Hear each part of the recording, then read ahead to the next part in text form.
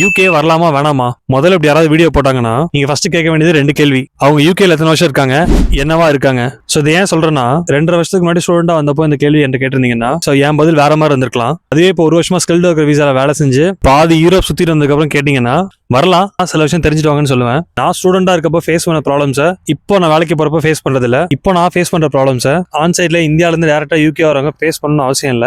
அதே மாதிரி on side வர நீங்க ஃபேஸ் பண்ற ப்ராப்ளம்ஸை ஒரு டிபெண்டா வரவங்க ஃபேஸ் பண்ண அவசியம் இல்ல. சோ நீங்க யூகே வரணும்னு டிசைட் பண்ணிட்டீங்க அப்படின்னா குறைஞ்சது 2 ல இருந்து 3 மாசம் டைம் ஸ்பெண்ட் பண்ணி நான் ஏன் யூகே வரணும், யூகே வந்தா எனக்கு என்னெல்லாம் கிடைக்கும், அது சேலரியா இருக்கலாம், ஸ்கில்லா இருக்கலாம், நாலேஜா இருக்கலாம், எக்ஸ்போஷரா இருக்கலாம், இல்ல இங்க வந்து ஊர் சுத்தி பாக்குறதா கூட இருக்கலாம். அந்த எக்ஸ்பெக்டேஷன் உண்மையிலே இங்க வந்து ஃபுல்ஃபில் ஆகுமான்றத நீங்க நல்லா ரிசர்ச் பண்ணி பார்த்தாவே உங்களுக்கு தெரிஞ்சிடும். மோஸ்ட் ஆஃப் த டைம் இங்க ப்ராப்ளம் என்னன்னா நிறைய பேர் இந்த எக்ஸ்பெக்டேஷனை ரொம்ப அதிகமா வச்சிடறாங்க. இது நடக்குமா இல்லையானே தெரியாம யூகே வந்துட்டு யூகேல எனக்கு நான் எதிர்பார்த்த மாதிரி இல்ல, யூகே கஷ்டமா இருக்கு, யூகே மோசமா இருக்கு, யூகே வந்துடாதீங்கன்ட்டு சொல்லக்கூடாது.